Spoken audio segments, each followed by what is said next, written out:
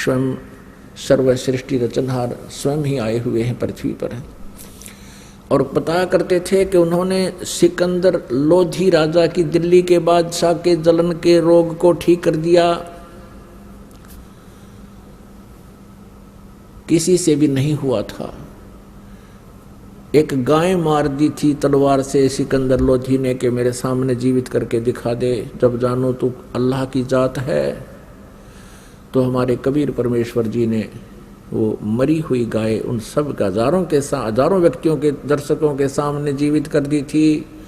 बच्चा और गर्भ में था, दोनों माँ पुत्रों का 4 हिस्से हो गए थे। परमात्मा ने 2 थपकी, एक थपकी लगाई थी आशीर्वाद भरी, और दोनों जीवित हो गए थे और दूध की बाल्टी भर दी। गाय और बच्चे को जीवित करके महर्षि रामानंद जी परम पूज्य परमेश्वर कबीर जी के मुंह बोले वैसे औपचारिक गुरु थे। सिकंदर लोधी ने उनकी गर्दन काट दी थी रामानंद जी की, और उनका प्रारब्ध परमात्मा कबीर जी ने बताया था कि ये प्रारब्ध ऐसा ही है। रामानंद जी की मृत्यु सिकंदर लोधी से ही होनी थी। उसके बाद परमात्मा ने रामानंद जी को जीवित कर दिया और आगे अपनी कृपा से उसका आयु बख्श दी। ऐसी ऐसी कथाएं सुनाया करते थे। एक शारदा नाम की ब्राह्मणी थी, उसने परमात्मा कबीर जी से उपदेश लिया था, उसका असाध्य रोग जो प्रारब्ध में लिखा था वो ठीक कर दिया। बड़े पहुंचे हुए परमात्मा संत हैं हमारे गुरु जी, ऐसे ऐसे वो कथाएं सुनाया करते थे। अब नगर के लोग, अब क्या होता था कि वो बहनें वो विचार सुन के जाती थी, वो अपने पतियों के सामने बताती थी कि ऐसे ऐसे एक मनियार आया था, एक मनियारी आई थी और ऐसे ऐसे बता रही थी। तो उनके पति कहते थे ये सब झूठ बोलते हैं, ये संत पाखंडी होते हैं, भोली आत्माओं को अपने चुंगल में फंसा रखा है। यदि इनके गुरु ऐसे पहुंचे हुए हैं तो इनको धनी क्यों ना बना देते। ये इनके पास ना ढंग से कोई मकान है, ना इनके पास ढंग से कपड़े हैं, हैंड टू माउथ ये जी रहे हैं, इनको क्यों नहीं धनी बना देते। अब बहनें जो वहाँ ज्ञान सुनकर जाती थी अपने पिता की, अपने पति के इस तर्क से, फिर वो ये भी कहने लग जाती थी। तो ऐसे दूसरी बार वहाँ चर्चा होती थी उन मनियार और मनियारी के द्वारा, तो वो ये तर्क देते थे कि भी तुम बात तो करते हो बड़ी बड़ी, लेकिन तुम स्वयं भूखे मर रहे हो। कभी तो आटा उधारा ले जाते हो, कभी कुछ उधारा ले जाते हो, तुम्हें क्यों नहीं सेठ बना देता तुम्हारा गुरु। तो वो क्या कहते थे कि हम भगवान से मोक्ष मांगते हैं, हम यहाँ का धन नहीं मांगते।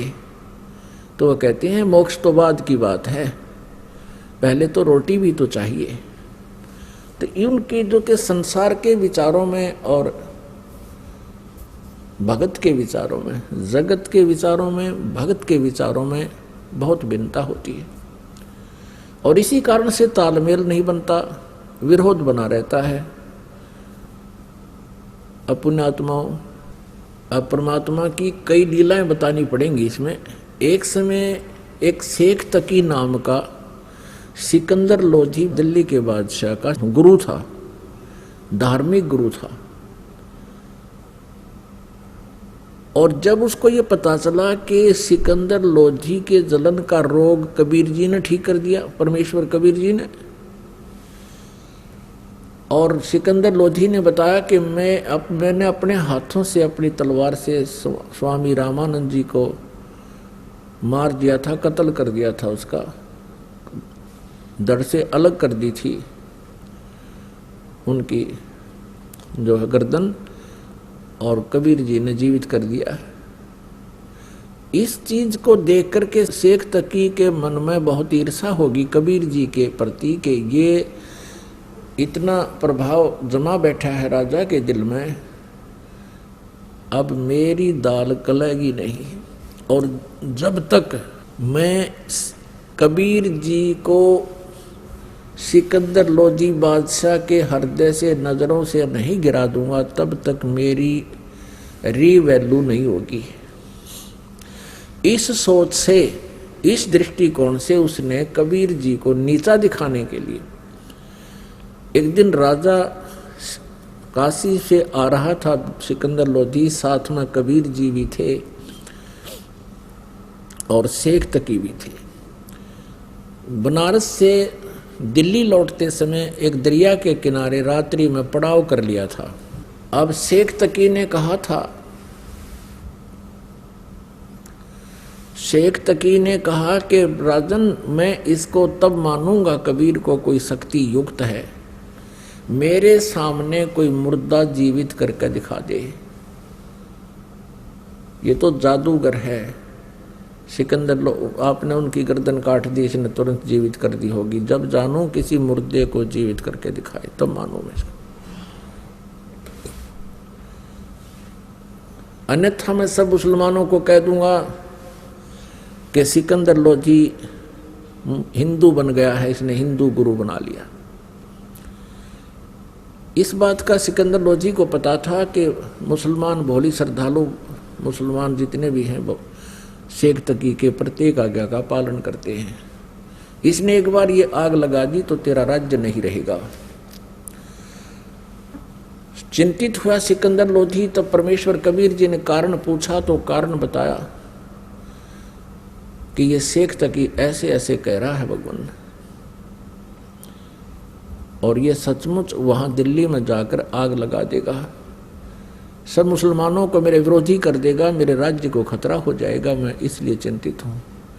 ये कहता है कि एक मुर्दा कोई जीवित करे कबीर तब मैं मानूं। कबीर साहब ने कहा कि उसको कह दो कि एक मुर्दा ढूंढ लाओ कोई। अब कहने का भाव ये है पुण्यात्माओं के मालिक की रजा, क्योंकि वो अपने भक्त को टेंशन युक्त नहीं रहने देते कबीर परमेश्वर। सिकंदर लोधी को अत्यंत टेंशन हो गई थी कि ये तो बात बिगड़गी, यो नहीं माना किसी तरह भी। बहुत कुछ समझाया था कि पीर जी देखो मेरे क्या हालत थी, मैं कितना दुखी था, जलन का रोग मुझे लगा हुआ था और मैं स्वस्थ हो गया। आप जी ने सब जंतर मंत्र कर लिए थे, सब वैद्यों को आपने बुला लिया था, मैं फिर भी स्वस्थ नहीं हुआ था। कबीर जी के आशीर्वाद मात्र से मैं स्वस्थ हो गया। अब मैं इसको कैसे हृदय से उतार दूं। शेख तकी की तो दूनी भौंट सुकड़गी, उनकी त्योड़ी पड़गी। ठीक है तू इसी को मान ले, अपना गुरु मान ले इसको, मैं कह दूंगा मुसलमानों को। अब इतनी टेंशन होगी राजा को कि भाई बात बिगड़गी। तो परमेश्वर ने कहा कि चलो। उसी समय लीला हुई। वो तो कहते सोचल छिद्र मैं करूं अपने जन के काज, ऐसी हुई रजादाता की कि कुछ कबीले ऐसे हैं वो न तो जमीन में गाड़ते मुर्दे को, न सहा करते, अग्नि में नहीं जलाते। वो क्या करते हैं, वो जल प्रवाह कर देते हैं। एक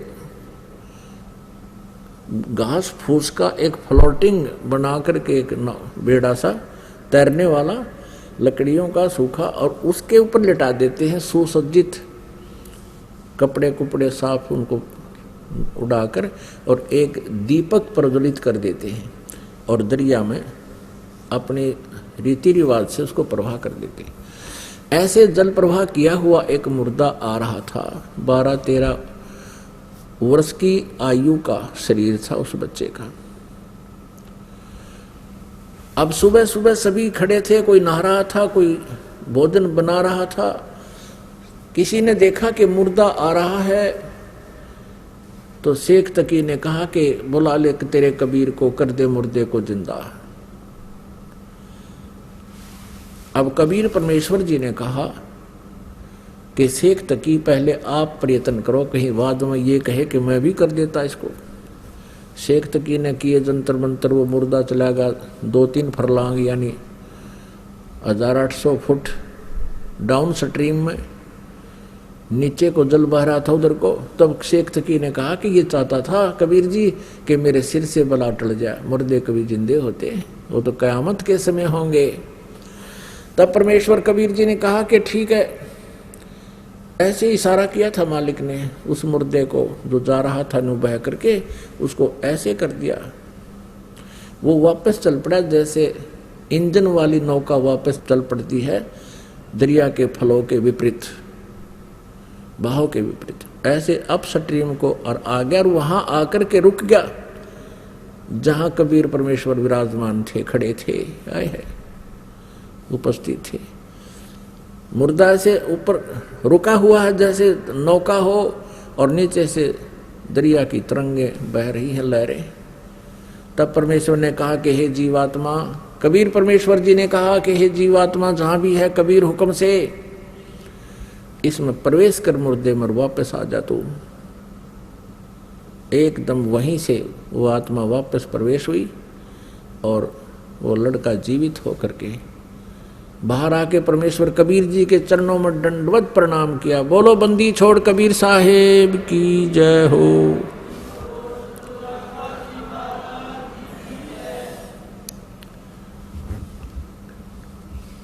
अब सभी ने, उपस्थित व्यक्तियों ने कहा, क्योंकि सैकड़ों की संख्या में, हजारों की संख्या में अंगरक्षक सैनिक थे और राजा भी सारे थे, तब उन्होंने कहा कि हे कबीर जी आपने तो कमाल कर दिया, लड़के का नाम कमाल रख दिया।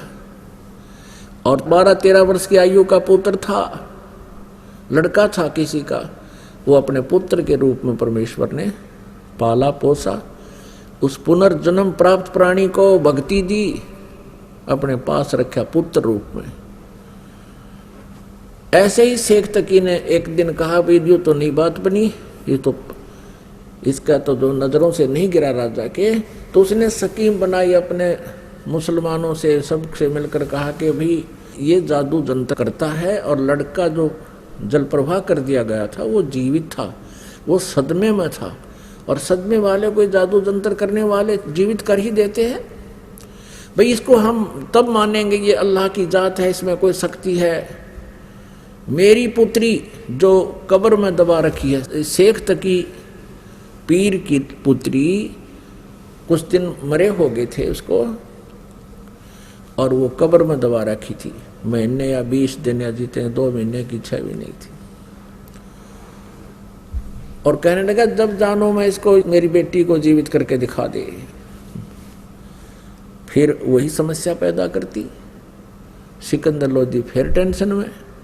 कबीर परमेश्वर ने कहा कि टेंशन ना करो राजन, कह दो इसको, शेख तकी को कह दो कि मुनादी करवा दे, आसपास अनाउंसमेंट करवा दे कि आज से तीसरे दिन वो लड़की जीवित की जाएगी जो कब्र में दबी हुई।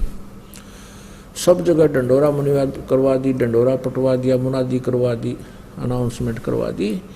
कई हजार व्यक्ति आकर इकट्ठे हो गए उस निश्चित दिन को।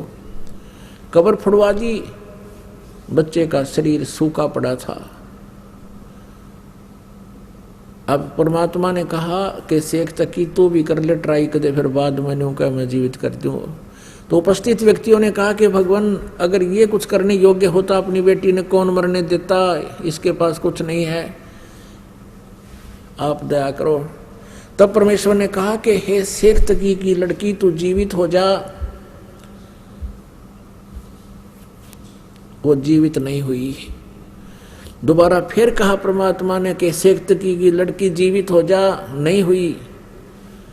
तीसरी बार फिर कहा, नहीं जीवित हुई। अब शेख तकी ने भंगड़ा पा दिया, नाचर कूद, क्या देखा, ढोंगी का ढोंग पकड़ा गया। अब कर देना जीवित, अब कर देना जीवित। अब उस शेख तकी पाप आत्मा को अपनी पुत्री के जीवित न होने का गम नहीं था और परमात्मा की पराजय की खुशी मना रहा था। कहते हैं राज तजना सहज है, सहज तरिया का ने, और ये मान बढ़ाई ईर्षा दुर्लभ तजनाई, और ये तजे बिना भगवान नहीं मिल सकता। तब परमात्मा ने क्या कहा कबीर जी ने कि हे जीवात्मा जहां भी है तू, कबीर हुक्म से वापस आ जा और इस बच्ची के शव में प्रवेश कर और जीवित होकर बाहर आ जा। इतना कहते ही उस शरीर में हलचल हुआ, ऐसे कंप कपी, और एकदम वह बेटी खड़ी हुई। 12-13 वर्ष की उम्र की आयु थी उस समय उस लड़की की भी। और बाहर आकर दंडवत प्रणाम किया कबीर परमेश्वर को। सबने कहा कमाल कर दिया भगवान, कमाल कर दिया। कोई 1000 व्यक्ति इकट्ठे थे, देख रहे थे इस दृश्य को। कमाल कर दिया, कमाल कर दिया। लड़की का नाम कमाली रख दिया, अपनी बेटी के रूप में अपने पास रखा। अब कबीर परमेश्वर जी ने कहा कि जा बेटी अपने पिता शेख तकी के साथ। तब लड़की ने 1.5 घंटा तक प्रवचन किए कि मेरा और शेख तकी जी का जितना संबंध था पुत्री और पिता का, वो समाप्त हो चुका था। मेरी आयु मनुष्य की शेष नहीं थी अब।